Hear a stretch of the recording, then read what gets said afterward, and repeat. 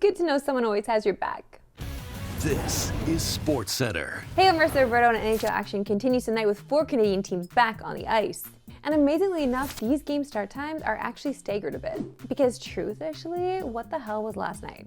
5 games started at the exact same time and then nothing else. Criminal stuff, Gary. They're actually the only Canadian team that have yet to drop a game this season, starting off a perfect 2-0 for the first time in 7 years. They knocked off a cup or bust Edmonton Oilers team twice in a row, in a home and home, and now they're in the city of brotherly love to take on the Flyers, who are 1-1 through 2 games. Elias Pettersson has put the entire league on notice, with 6 points in 2 games, most of which he got while going head-to-head with McDavid and Draisaitl. Not only that, but fans and media alike are drooling over his two-way play early in the season, and the way he's commanding the ice physically. Just ask Leafs legend Cody Ceci. The Oilers get a chance to bounce back from their 0-2 start tonight in Music City, and things are starting to go full panic mode in oil country. I know, we're dead last in the league, 32, sky's falling. Well, the preference has always been to have Leon and Connor on separate lines to add to the team's depth.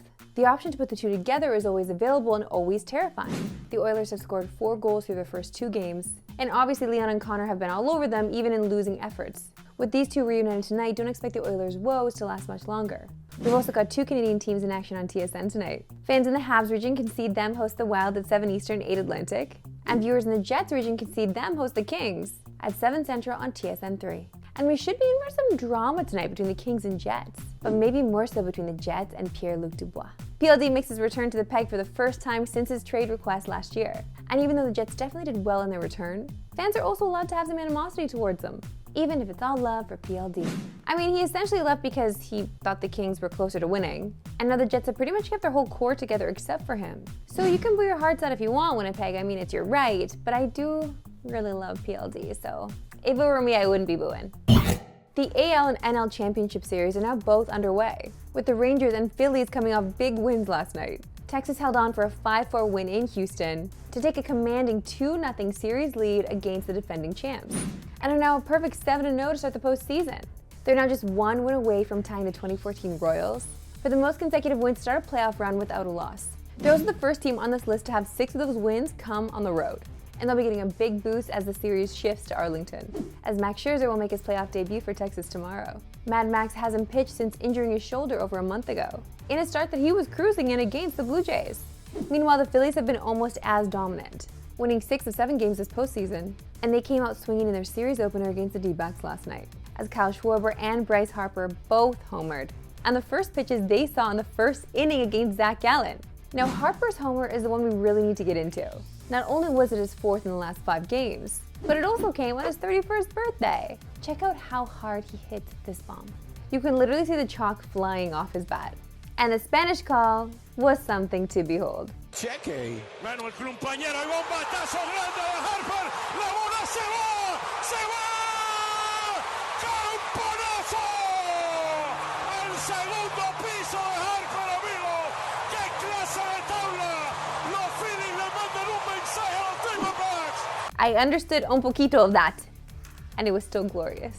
And how about singing to the birthday boy en español? Cumpleaños feliz. Deseamos a ti. Cumpleaños, dear Harper. Cumpleaños feliz. Happy birthday. Okay, and then we go, ya queremos pastel, ya queremos pastel. Okay, we don't, anyway, yeah. I know how to get down en español. And how about the Selly blowing out the candles as he crosses home plate? Ah, what'd you wish for? Time now for my favorite segment and yours, Why We Love Sports Today. Why we love sports today. Week 6 of the NFL ended with a thriller at SoFi yesterday, with the Cowboys and Chargers going down to the wire in the Monday Nighter. And there was one Chargers fan in particular who became the star of the show, as she took us through the roller coaster of emotions as her team tried to complete a 4th quarter comeback. Like, you can actually feel her charging up in this, you know, for her Chargers. This is a good fan. Oh my God, I love this woman. I love her joy. Uh-oh.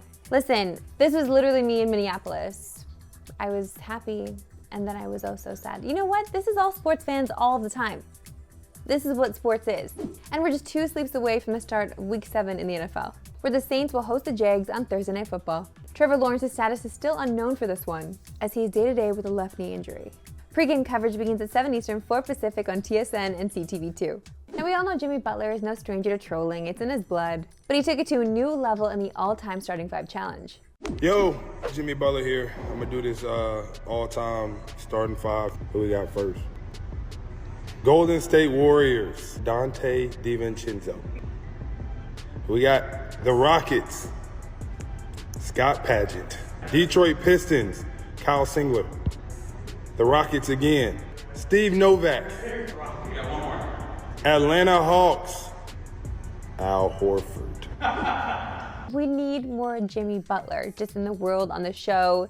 He's bringing the spice. He's bringing the entertainment. What more could we ask for, really? Oh, and he's a country fan, so, you know, welcome in Canada anytime. Not only did he stick it to Al Horford, the man who replaced him in Philly in 2019, teaming him up with a bunch of scrubs, but it's not the first time he's trolled Big Al. Al Horford knocks down a three, goes down to one knee with the timeout sign. Gabe Vincent knocking down his third three here. Jimmy Butler moonwalks back to half court. What does he do? Takes the knee. You can't set him up like that. You know, you can't. It's Jimmy. You can't set him up like that. And one of Jimmy's former teams will be on the court tonight as the Bulls host the Raps in preseason action. It'll be their first meeting since Toronto blew a 19-point lead in their play-in game, when DeMar DeRozan's daughter screeches caused the Raps to miss 18 of 36 free throws. Coverage begins at 8 Eastern, 5 Pacific on TSN. And maybe have the mute button ready if DR is in attendance. And TSN is your home for some of the biggest Raps games this upcoming season. The broadcast schedule was just released and we got all 4 games against the Celtics, including Toronto's first ever in-season tournament game, in exactly 1 month from now on November 17th.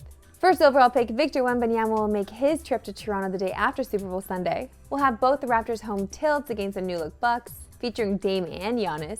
And we've also got both matchups against Bron, AD, and the Lakers. That's pretty fun. Good thing you watch TSN. We got all the goodies. It's promo time. Yeah. Marissa, stop. This is a serious news show. We are here to promote the fact that you can see the top plays of the week tonight on TSN with Eric and I in our very serious manner hosting it. It's a pleasure doing business with you all. Eat it, Eric. You can catch Julia and Eric hosting our Plays of the Week tonight at 7:30 Eastern, 4:30 Pacific on TSN. This may come as a surprise to you, but I did not grow up playing hockey. I'm just really not that great at sports in general, okay? But this is not about me. This is about the fact that women out there did not have equipment that catered to them when playing the sport. Until now, CCM announced that they would be the official equipment supplier of the PWHL that came along with a bunch of new equipment that's actually tailored to women who play the game. So we celebrated it at a little event. Because what else are we gonna do in this edition of Roberto on the Go? Have you ever done a sit-down course dinner at the Hockey Hall of Fame before? Yeah, me neither, so this is an experience. How I got lucky enough to be switching dinner plates sitting next to Sarah Nurse and Reagan Subban is beyond me. Erin Ambrose, Emma Malte, and Taylor Heisey also in attendance. Getting us excited about this inaugural season. Just a little side note, Erin Ambrose is hilarious. If I could be funny or not, and then it comes out and I'm like, just everyone was dying. I know. Even though I'm incredibly sad she's playing for Montreal this year, not Toronto, the team I will be cheering for. We were also Team Sticky Toffee Pudding and not Team Poached Pear. I don't know what the heck this is, Sarah. This is supposed to be dessert. The glorious Tessa Bonhomme was also in attendance along with these beauties. After dinner, we went down to the concourse, checked out some of the equipment made specifically for women and girls who play. And come on, it's a party. We had to let loose just a little bit. There were signature drinks for the players. Reagan and I got a couple of Heisies and made our way over to the pretzel station. Oh yeah, we were loving this and the different kinds of condiments available. What a great night celebrating women's sports. That's all for today. We'll see you right back at tomorrow, 3 Eastern, no Pacific. Have a good one.